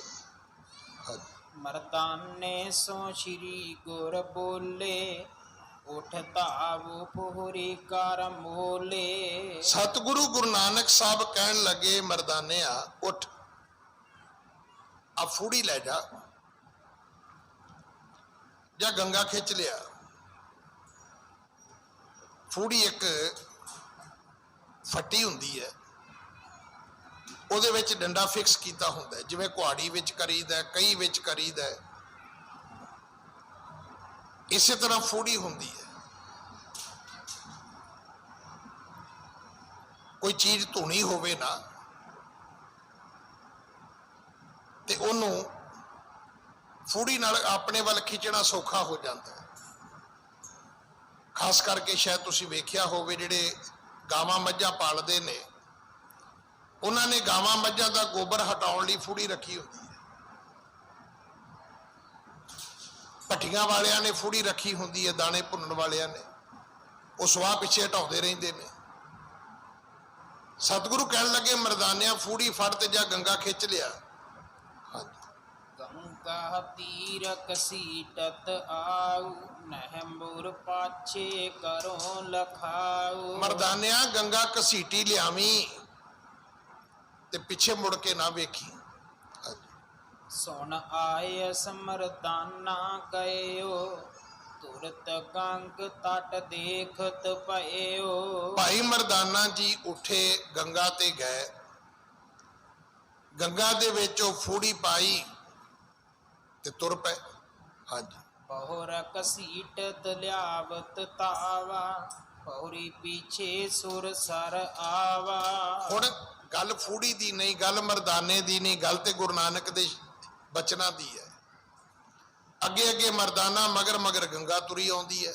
ਹਾਂਜੀ, ਰਹੀ ਆਵਣੀ ਕੇ ਤਕ ਸੋ ਮਰਦਾਨਾ ਮਨ ਸੰਸੈ ਹੋ। ਜਦੋਂ ਥੋੜੀ ਜੀ ਦੂਰੀ ਰਹਿ ਗਈ, ਪਤਾ ਨਹੀਂ ਭਾਈ ਮਰਦਾਨਾ ਜੀ ਦੇ ਮਨ 'ਚ ਕੀ ਵਹਿਮ ਭਰਮ ਆਇਆ, ਜਾਂ ਇਹਨੂੰ ਦੂਜੇ ਸ਼ਬਦ ਕਹੀਏ, ਜਦੋਂ ਉੱਥੇ ਆਉਂਦਾ ਹੈ ਤੇ ਗੁਰੂ ਨਾਨਕ ਦੀ ਮਾਇਆ ਵਰਤਦੀ ਹੈ। ਮਰਦਾਨੇ ਦੇ ਮਨ ਵਿੱਚ ਭਰਮ ਆਉਂਦਾ ਹੈ ਕਿ ਮੈਂ ਵੇਖਾਂ ਸਹੀ ਵੀ ਗੰਗਾ ਆਉਂਦੀ ਵੀ ਹੈ ਮਗਰ ਕਿ ਨਹੀਂ ਆਉਂਦੀ। ਤੇ ਗੁਰੂ ਜੀ ਨੇ ਕਿਹਾ ਸੀ ਪਿੱਛਾ ਭੌਂ ਕੇ ਨਹੀਂ ਵੇਖਣਾ, ਪਿੱਛੇ ਮੁੜ ਕੇ ਨਹੀਂ ਵੇਖਣਾ। ਉਹ ਜਿਵੇਂ ਹੀ ਵੇਖਿਆ ਗੰਗਾ ਉੱਥੇ ਹੀ ਰੁਕ ਗਈ, ਮੁੜ ਕੇ ਨਹੀਂ ਉਹ ਫੂੜੀ ਮਗਰ ਤੁਰੀ। ਹਾਂਜੀ। ਆਵਤ ਨਹੀਂ ਕਿ ਮੋਰ ਪਿਛਾਰੀ, ਅਸ ਗੁਣ ਪਾਸ਼ੇ ਦ੍ਰਿਸ਼ਟ ਨਿਹਾਰੀ। ਭਾਈ ਮਰਦਾਨੇ ਨੇ ਵੇਖਿਆ ਕਿ ਗੰਗਾ ਆਉਂਦੀ ਹੈ ਕਿ ਨਹੀਂ ਆਉਂਦੀ।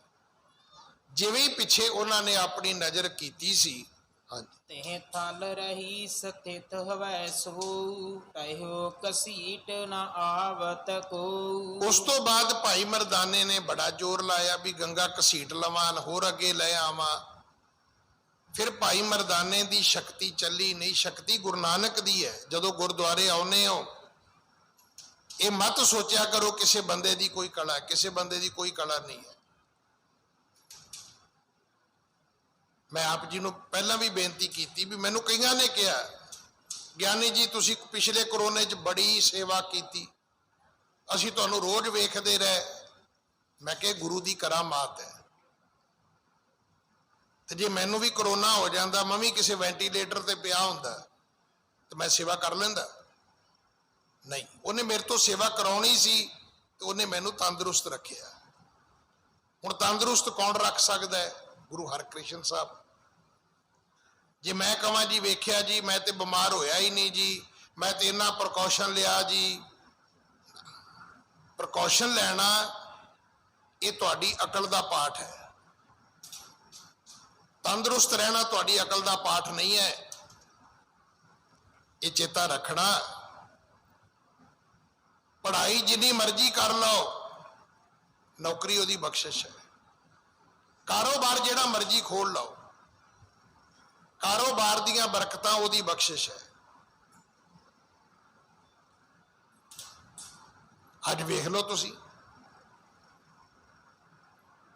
ਹੋਟਲ ਤੋਂ, ਰੈਸਟੋਰੈਂਟ ਤੋਂ, ਬੈਂਕਟ ਹਾਲ ਤੋਂ ਵਧੀਆ ਕਿਹੜਾ ਬਿਜ਼ਨਸ ਸੀ? ਰੋਂਦੇ ਫਿਰਦੇ ਨੇ ਲੋਕ ਵਿਚਾਰੇ। ਤੇ ਸਭ ਤੋਂ ਬੇਰੁਜ਼ਗਾਰ ਪ੍ਰੋਡਕਟ ਸੈਨੀਟਾਈਜ਼ਰ, ਮਾਲੋ ਮਾਲ ਹੋ ਗਏ ਲੋਕ। ਕੱਪੜੇ ਵਾਲੇ ਖੱਟ ਜਾਂਦੇ ਸੀ, ਰੁਮਾਲ ਵੀ ਵਿਕਦੇ ਸੀ, ਮਾਸਕ ਨਹੀਂ ਸੀ ਵਿਕਦੇ। ਅੱਜ ਮਾਸਕ ਵਾਲਿਆਂ ਦੀ ਚਾਂਦੀ ਹੈ। ਇਹਨੇ ਰੁਮਾਲ ਨਹੀਂ ਵਿਕਦੇ ਜਿਹਨੇ ਮਾਸਕ ਵਿਕਦੇ ਨੇ। ਹੁਣ ਕੀ ਕਹੋਗੇ ਕਰੋਨੇ ਦਾ? ਇਹ ਵੀ ਰੱਬ ਦੀ ਕਰਾਮਾਤ ਹੈ। ਇੰਨੀ ਮਹਾਮਾਰੀ ਵਿੱਚ ਵੀ ਕਿਸੇ ਨੂੰ ਰੋਟੀ ਮਿਲੀ ਹੈ, ਕਿਸੇ ਦੀ ਥਾਲੀ 'ਚ ਪਈ ਰੋਟੀ ਵੀ ਗੁਆਚ ਗਈ ਹੈ। ਚਲਦੇ ਚਲਦੇ ਕਾਰੋਬਾਰ 2 ਸਾਲ ਹੋ ਗਏ ਨੇ, ਲੋਕ ਹੱਥ ਤੇ ਹੱਥ ਰੱਖ ਕੇ ਬੈਠੇ ਨੇ, ਅੱਖਾਂ ਭਰ ਆਉਂਦੇ ਨੇ ਜਦੋਂ ਮਿਲਦੇ ਨੇ, ਕਹਿੰਦੇ ਗਿਆਨੀ ਜੀ ਬੜਾ ਔਖਾ ਟਾਈਮ ਹੈ। ਇਹ ਉਹ ਲੋਕ ਨੇ ਜਿਨ੍ਹਾਂ ਤੋਂ ਪੈਸੇ ਗਿਣੇ ਨਹੀਂ ਸੀ ਜਾਂਦੇ। ਇਸ ਕਰਕੇ ਸਵਾਲ ਇਹ ਨਹੀਂ ਕਿ ਮਰਦਾਨਾ ਗੰਗਾ ਖਿੱਚ ਕੇ ਲਿਆ ਰਿਹਾ, ਗੰਗਾ ਤੇ ਗੁਰੂ ਨਾਨਕ ਦੇ ਬਚਨਾਂ ਵਿੱਚ ਤੁਰੀ ਆਉਂਦੀ ਹੈ। ਹੁਣ ਮਰਦਾਨੇ ਨੇ ਬੜਾ ਯਤਨ ਕੀਤਾ ਫੂੜੀ ਨਾਲ, ਨਹੀਂ, ਹੁਣ ਗੰਗਾ ਆਈ ਨਹੀਂ, ਉੱਥੇ ਹੀ ਰਹਿ ਗਈ ਜਿੱਥੇ ਮੁੜ ਕੇ ਭਾਈ ਮਰਦਾਨੇ ਨੇ ਪਿੱਛੇ ਵੇਖਿਆ ਸੀ। ਹਾਂਜੀ। ਮਰਦਾਨਾ ਹਿਰਦੈ ਬਿਸਮਾਨਿਓ, ਗੁਰ ਢਿਗ ਆਏ ਬੇਰ ਤੰਤ ਬਖਾਨਿਓ। ਭਾਈ ਮਰਦਾਨਾ ਆ ਕੇ ਕਹਿੰਦਾ ਬਾਬਾ ਇਹ ਕੀ ਹੋਇਆ? ਐਡੀ ਦੂਰੋਂ ਗੰਗਾ ਖਿੱਚ ਲਿਆਂਦੀ ਤੇ ਤੁਸੀਂ ਕਿਹਾ ਸੀ ਮੈਨੂੰ ਪਿੱਛੇ ਮੁੜ ਕੇ ਨਹੀਂ ਵੇਖਣਾ, ਪਰ ਮੈਂ ਜਦੋਂ ਵੇਖਿਆ ਉਹ ਉੱਥੇ ਖੜੀ ਹੋ ਗਈ, ਉੱਥੇ ਰੁਕ ਗਈ। ਮੈਂ ਮੁੜ ਕੇ ਬੜਾ ਯਤਨ ਕੀਤਾ ਪਰ ਮੇਰੇ ਮਗਰ ਤੁਰੀ ਨਹੀਂ, ਮੁੜ ਕੇ ਨਹੀਂ ਅੱਗੇ ਆਈ ਉਹ। ਹਾਂਜੀ। ਬੈਠੇ ਸਿੱਧ ਤਹਾਹੀ ਸਾਰੇ, ਸੁਨ ਸ਼੍ਰੀ ਨਾਨਕ ਬੈਣ ਉਚਾਰੇ। ਇਉਂ ਗੁਰੂ ਨਾਨਕ ਦੇ ਪਿਤਾ ਜੀ ਨੇ ਸਿੱਧ ਜੋਗੀ ਬੈਠੇ ਸਨ। ਖਾਸ ਕਰਕੇ ਸ਼ੰਭੂਨਾਥ ਆ ਕੇ ਬੈਠਾ ਜੀ, ਮੰਗਾਓ ਜੀ ਗੰਗਾ ਮੰਗਾਓ ਜੀ, ਇਸ਼ਨਾਨ ਕਰਨਾ ਹੈ। ਤੇ ਸਤਿਗੁਰੂ ਜੀ ਨੇ ਸਾਰਿਆਂ ਦੇ ਵਿੱਚ ਬੈਠਿਆ ਇਹ ਬਚਨ ਉਚਾਰੇ ਨੇ। ਹਾਂਜੀ। ਹਟ ਕਹਿ ਜੇ ਨੈ ਕਰੋ ਬਲੋਕੀ, ਤਉ ਚੱਲ ਆਵਤ ਇਹਾਂ ਅਰੋਕੀ। ਆਖਿਆ ਮਰਦਾਨਿਆਂ ਨਾ ਮੁੜ ਕੇ ਵੇਖ ਦੋ ਤੇ ਤੁਰੀ ਆਉਂਦੀ। ਤੂੰ ਮੁੜ ਕੇ ਵੇਖ ਲਿਆ ਤੇ ਉਹ ਰੁਕ ਗਈ। ਹਾਂਜੀ। ਕਿਤਕ ਕੋ ਸਮਰਦਾਨੇ ਆਨੀ ਰਹਿਓ ਸਮੀਪ ਸੁਰ ਸਰੀ ਪਾਨੀ। ਸਤਿਗੁਰੂ ਕਹਿਣ ਲੱਗੇ ਸਿੱਧ ਜਨੋ, ਅਸਲ ਵਿੱਚ ਉਹ ਰੁਕੀ ਨਹੀਂ ਸੀ, ਮਹਾਰਾਜ ਨੇ ਰੋਕੀ ਸੀ। ਨਹੀਂ ਤੇ ਮਰਦਾਨੇ ਦੀ ਕੀ ਹਿੰਮਤ ਸੀ ਪਿਛਾ ਮੁੜ ਕੇ ਵੇਂਦਾ। ਇਹ ਚੇਤਾ ਰੱਖਣਾ, ਜਿਹੜਾ ਅਸੀਂ ਰਹਿ ਰਾਸ ਦਾ ਪਾਠ ਕਰਦੇ ਹਾਂ ਨਾ, ਉਹਦੇ ਵਿੱਚ ਸ਼ਬਦ ਆਉਂਦੇ ਨੇ, ਤੁਧ ਆਪ ਵਿਛੋੜਿਆ ਆਪ ਮਿਲਾਇਆ। ਜਦੋਂ ਵਿਛੜਾਂਗੇ ਇਹ ਵੀ ਉਹਦਾ ਹੁਕਮ ਹੋਏਗਾ, ਜਦੋਂ ਫਿਰ ਮਿਲਾਪ ਹੋਏਗਾ ਇਹ ਵੀ ਉਹਦਾ ਹੁਕਮ ਹੋਏਗਾ। ਤੂੰ ਕਰਤਾ ਸਚਿਆਰ ਮੈਂਡਾ ਸਾਈ, ਜੋ ਤੋ ਭਾਵੈ ਸੋਈ ਥੀ ਸੀ, ਜੋ ਤੂੰ ਦੇ ਸੋਈ ਹੋ ਪਾਈ। ਸਭ ਤੇਰੀ ਤੂੰ ਸਭ ਨਹੀਂ ਧਿਆਇਆ। ਉਹਦੀ ਮਰਜ਼ੀ ਤੋਂ ਬਿਨਾ ਕੁਝ ਵੀ ਨਹੀਂ ਹੈ। ਉਹ ਆਪ ਹੀ ਵਿਛੋੜਦਾ ਹੈ, ਆਪ ਹੀ ਮਿਲਾਉਂਦਾ ਹੈ। ਸਤਿਗੁਰੂ ਕਹਿਣ ਲੱਗੇ ਸਿੱਧ ਜਨੋ, ਚਲੋ ਜਿੰਨੀ ਆਈ ਸੋ ਆਈ, ਇਹਦਾ ਕਰੋ ਕੁਝ ਮਰਦਾਨੇ ਨੇ ਲਿਆਂਦੀ ਹੈ, ਬਾਕੀ ਤੁਸੀਂ ਲੈ ਆਓ।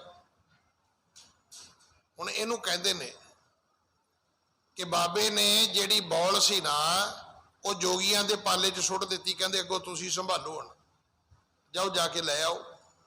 ਜਿੰਨੀ ਆਈ ਸੋ ਆਈ ਤੇ ਬਾਕੀ ਤੁਸੀਂ ਲੈ ਆਓ, ਤੁਸੀਂ ਵੀ ਤੇ ਕਰਾਮਾਤੀ ਹੋ। ਹਾਂਜੀ। ਸੋ ਸਿੱਧੋ ਅਬ ਤੁਮ ਮਗ।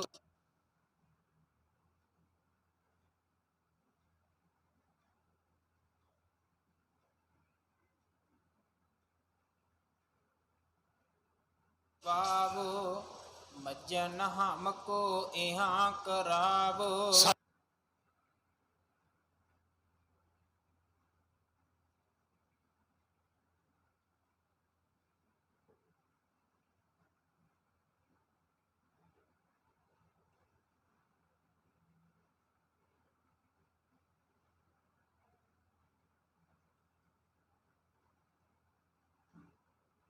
ਸਤਿਗੁਰੂ ਕਹਿਣ ਲੱਗੇ ਤੁਸੀਂ ਮੰਗਾਓ ਤੇ ਆਪਾਂ ਇੱਥੇ ਹੀ ਮੱਜਨ ਕਰਾਂਗੇ, ਆਪਾਂ ਨਹੀਂ ਜਾਣਾ ਉੱਥੇ ਗੰਗਾ ਕੋਲੇ।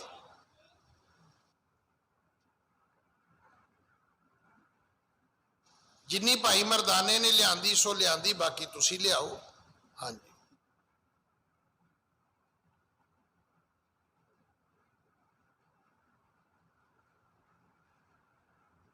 ਮਿਲ ਕੈ ਸਭ ਸਿੱਧਨ ਤਬੈ, ਨਿਜ ਨਿਜ ਓਜ ਲਗਾਏ।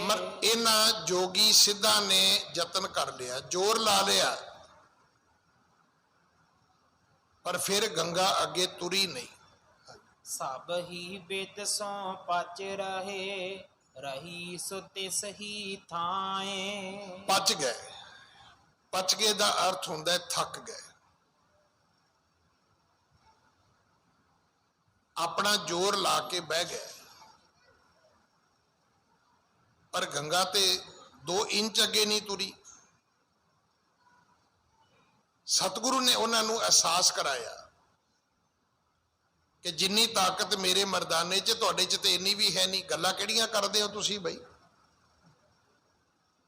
ਸਮਝਾਉਣਾ ਉਹਨਾਂ ਨੂੰ ਇਹੀ ਸੀਗਾ। ਸਾਡੇ ਜਿਹੜੇ ਬਜ਼ੁਰਗ ਨੇ ਨਾ, ਉਹ ਸਾਨੂੰ ਇਹੀ ਸਮਝਾਉਂਦੇ ਨੇ ਪੜ੍ਹਾਈ ਦਾ ਅਰਥ ਕੀ ਹੈ। ਪੜ੍ਹਾਈ ਦਾ ਅਰਥ ਹੀ ਹੈ, ਪੜ੍ਹਾਈ ਦਾ ਅਰਥ ਕਿਤਾਬਾਂ ਪੜ੍ਹਨਾ ਨਹੀਂ ਹੁੰਦਾ। ਪੜ੍ਹਾਈ ਦਾ ਅਰਥ ਹੁੰਦਾ ਸਿੱਖਣਾ, ਗਿਆਨ ਹਾਸਲ ਕਰਨਾ। ਕੱਲੀਆਂ ਬੁੱਕਸ ਪੜ੍ਹਨਾ ਨਹੀਂ ਹੁੰਦਾ ਪੜ੍ਹਾਈ। ਹਾਂਜੀ। ਲੱਜਤ ਹੋਵੈ ਸਭ ਹੀ ਪਚਹਾਰੇ, ਸ਼੍ਰੀ ਪ੍ਰਭ ਨਿਜ ਤੇ ਬ੍ਰਿਧ ਵਿਚਾਰੇ। ਹੁਣ ਜੋਗੀਆਂ ਨੂੰ ਸਮਝ ਆ ਗਈ ਕਿ ਗੁਰੂ ਨਾਨਕ ਸਾਡੇ ਤੋਂ ਬਹੁਤ ਵੱਡੇ ਨੇ, ਅਸੀਂ ਬਹੁਤ ਛੋਟੇ ਹਾਂ। ਸ਼ਕਤੀ ਕਰਕੇ ਵੀ ਛੋਟੇ ਹਾਂ, ਗੁਣਾ ਕਰਕੇ ਵੀ ਛੋਟੇ ਹਾਂ। ਮੈਂ ਫਿਰ ਬੇਨਤੀ ਕਰਾਂ, ਤੁਹਾਡੇ ਕੋਲ ਪੈਸੇ ਹੋਣੇ ਇਹ ਇੱਕ ਪੱਖ ਹੈ, ਤੁਹਾਡੇ ਕੋਲ ਐਜੂਕੇਸ਼ਨ ਹੋਣੀ ਇਹ ਇੱਕ ਪੱਖ ਹੈ। ਤੁਹਾਡੇ ਕੋਲੇ ਗਿਆਨ ਹੋਣਾ ਇਹ ਵੀ ਇੱਕ ਪੱਖ ਹੈ। ਤੁਹਾਡੇ ਕੋਲ ਗੁਣ ਹੋਣੇ ਇਹ ਇੱਕ ਪੱਖ ਹੈ। ਹਰ ਪੜ੍ਹਿਆ ਲਿਖਿਆ ਬੰਦਾ ਇਮਾਨਦਾਰ ਨਹੀਂ ਹੁੰਦਾ। ਹਰ ਪੈਸੇ ਵਾਲਾ ਬੰਦਾ ਸੰਤੋਖੀ ਨਹੀਂ ਹੁੰਦਾ। ਜਿੰਨੀ ਤ੍ਰਿਸ਼ਨਾ ਪੈਸੇ ਵਾਲੇ ਨੂੰ ਹੈ, ਗਰੀਬ ਨੂੰ ਬਿਲਕੁਲ ਨਹੀਂ ਹੈਗੀ। ਗਰੀਬ 200 ਰੁਪਏ ਦੀ ਦਿਹਾੜੀ ਕਰਨ ਗਿਆ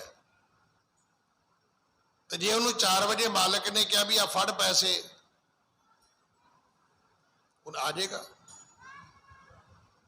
ਤੇ ਅਮੀਰ ਆਦਮੀ ਨੂੰ ਜੇ ਪ੍ਰੋਫਿਟ ਪਹਿਲਾਂ ਹੋ ਗਿਆ ਤਾਂ ਉਹਨੇ ਘਰ ਨਹੀਂ ਜਾਣਾ, ਉਹਨੇ ਉੱਥੇ ਹੀ ਕਹਿਣਾ ਹੈ ਸਰ ਥੋੜਾ ਜਿਹਾ ਕੰਮ ਹੋਰ ਐਕਸਟੈਂਡ ਕਰ ਦਿਓ ਨਾ। ਪੈਸੇ ਵਾਲੇ ਹੋਣਾ ਹੋਰ ਚੀਜ਼ ਹੈ, ਸੰਤੋਖੀ ਹੋਣਾ ਹੋਰ ਚੀਜ਼ ਹੈ। ਤੁਹਾਡੇ ਕੋਲੇ ਗਿਆਨ ਹੈ, ਇਹ ਇੱਕ ਅਲੱਗ ਗੁਣ ਹੈ।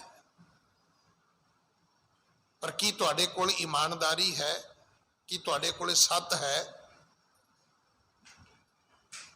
ਤੁਹਾਡੇ ਘਰਾਂ ਵਿੱਚ ਤੁਹਾਡੇ ਨੌਕਰ ਇਸ ਚੀਜ਼ ਦੀ ਲਾਇਬਿਲਿਟੀ ਖਾਂਦੇ ਨੇ? ਸਿਰਫ ਇਮਾਨਦਾਰੀ।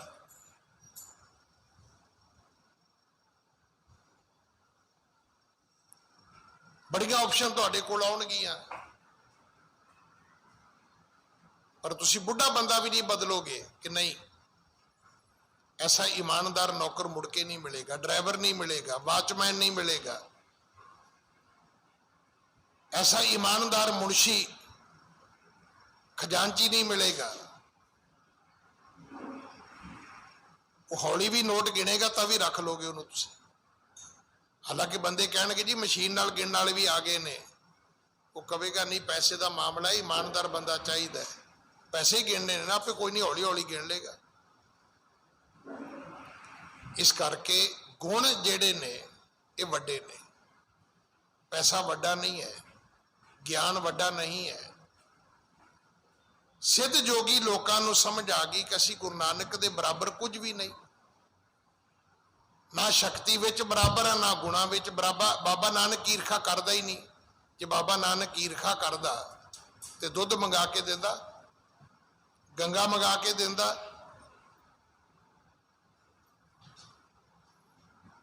साडे वर्गा हुंदा ते दूजी वारी डंडा चुक लेंदा भी मेरे को चीज लै जाने हो, मुड़ के मेरे ही विरुद्ध बोलते हो, है शर्म नहीं आउंदी?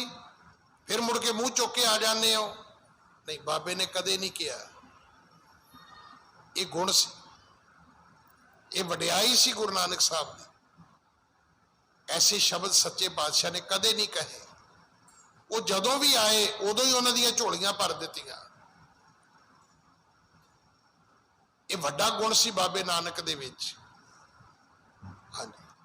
केतक चरणन शीस निवायो, केतक मन में गर्भ बढ़ायो। ये जोगी लज्जत होए पच हारे, गुरु जी दे चरनां विच बह गए। कईयां ने मत्था टेकिया पर कईयां ने मत्था नहीं टेकिया, अजे भी हंकार लैके बैठे ने। पर गल समझ आ गई कि इस नानक निरंकारी दे सामने असी किते भी नहीं है, असी कुछ भी नहीं है, साड़ी कोई शक्ति नहीं हैगी, कोई पाया नहीं हैगी, साडा कोई गुण नहीं हैगा। तब माशिंदर ने बैन उचारे, हमको फल देव मधुर आहारे। हुण जेड़ा मशंदर जोगी सी सिद्ध, उन्हें फिर शरारत कर ली। कहन लगे जी मिठे फल ही खुआ दिओ, भुख लगी है, कोई मिठे फल ही खवाओ जी। जिवें आपां बैठे बैठे कहिए भी पकौड़े कढ़ लो, चलो हुण पकौड़े कढ़े तो चाह भी बना लो। हुण चाह पी ली, पकौड़े खा ले, 2 घंटे गप्पां मारियां, मुड़ के फिर क्या वो को भी कोई सेब सूब हैगा तो ही कट लो। मतलब जिन्ना चिर घर वाले ना कहण भी नहीं हैगा उन्ना चिर हटना ही नहीं। हुण फिर तुर पे कहन लगे जी फल खवाओ, मधुर फल, मिठे फल। मशंदर जोगी ने मंगे ने। हाँ जी, ਬੈਠੇ ਰਹੋ ਨਾ ਕਿਤਹੂ ਜਾਈ, ਦੇਖੈ ਸ਼ਕਤ ਜੇ ਦੇਹ ਖਵਾਈ। ਬੈਠੇ ਰਹੋ ਨਾ ਕਿਤਹੂ ਜਾਈ, ਦੇਖੇ ਸ਼ਕਤ ਜੇ ਦੇਹ ਖਵਾਈ। ਮਛੰਦਰ ਜੋਗੀ ਕਹਿਣ ਲੱਗਾ ਜੀ ਅਸੀਂ ਇੱਥੇ ਹੀ ਬੈਠੇ ਆ, ਨਾ ਤੁਸੀਂ ਕਿਤੇ ਜਾਇਓ ਤੇ ਨਾ ਅਸੀਂ ਕਿਤੇ ਜਾਵਾਂਗੇ, ਤੇ ਜੇ ਤੁਸੀਂ ਖਵਾ ਦਿਓ ਤੇ ਫਿਰ ਅਸੀਂ ਮੰਨਾਂਗੇ ਕਿ ਤੁਹਾਡੇ 'ਚ ਬੜੀ ਸ਼ਕਤੀ ਹੈ। ਹੁਣ ਇਹ ਤੇ ਉਹ ਗੱਲ ਹੋ ਗਈ ਨਾ ਵੀ ਇੱਕ ਪੇਪਰ ਲੈ ਕੇ ਫਿਰ ਕਿਹਾ ਨਹੀਂ ਜੀ ਦੂਜਾ ਵੀ ਦਿਓ, ਦੂਜਾ ਲਿਆ ਕਹਿੰਦਾ ਨਹੀਂ ਜੀ ਤੀਜਾ ਵੀ ਦਿਓ। ਜੋਗੀ ਉਸ ਰਸਤੇ ਤੁਰ ਪਏ। ਅੱਜ ਸਮਾਂ ਸਮਾਪਤ ਹੈ, ਸਤਿਗੁਰੂ ਕਿਰਪਾ ਕਰਨ। ਅਗਲੀ ਕਥਾ ਆਪਾਂ ਕੱਲ ਗੁਰੂ ਕੀ ਗੋਦ ਵਿੱਚ ਬੈਠ ਕੇ ਸੁਣੀਏ। ਕੱਲ ਗੁਰੂ ਪੰਜਵੇਂ ਪਾਤਸ਼ਾਹ ਜੀ ਦਾ, ਸ਼ਹੀਦਾਂ ਦੇ ਸਰਤਾਜ ਗੁਰੂ ਅਰਜਨ ਦੇਵ ਮਹਾਰਾਜ ਜੀ ਦਾ ਸ਼ਹੀਦੀ ਗੁਰਪੁਰਬ ਹੈ। ਯਤਨ ਕਰਾਂਗੇ ਬਹੁਤਾ ਸਮਾਂ ਸਤਿਗੁਰੂ ਜੀ ਦੇ ਪਵਿੱਤਰ ਜੀਵਨ ਵਰਤਾਂਤ ਵਿੱਚੋਂ ਕੋਈ ਬਖਸ਼ਿਸ਼ਾਂ ਆਪਣੀ ਝੋਲੀ ਵਿੱਚ ਪਵਾਈਏ। ਜੇ ਸਮਾਂ ਬਚੇਗਾ ਤੇ ਲੜੀਵਾਰ ਕਥਾ ਨਾਲ ਆਪਾਂ ਜ਼ਰੂਰ ਜੁੜਾਂਗੇ। ਭੁੱਲਾਂ ਬਖਸ਼ੋ ਜੀ, ਫਤਿਹ ਬੁਲਾਓ। ਖਾਲਸਾ ਜੀ ਚੈਨਲ ਨੂੰ ਸਬਸਕ੍ਰਾਈਬ ਕਰਨ ਤੋਂ ਬਾਅਦ ਆਲ ਨੋਟੀਫਿਕੇਸ਼ਨ ਨੂੰ ਜ਼ਰੂਰ ਔਨ ਕਰੋ ਤਾਂ ਕਿ ਸਾਡੀ ਕਥਾ ਕੀਰਤਨ ਦੀ ਹਰ ਵੀਡੀਓ ਤੁਹਾਡੇ ਤੱਕ ਪਹੁੰਚਦੀ ਰਹੇ, ਅਤੇ ਵੀਡੀਓ ਨੂੰ ਲਾਈਕ ਕਰਨਾ ਨਾ ਭੁੱਲਣਾ ਜੀ।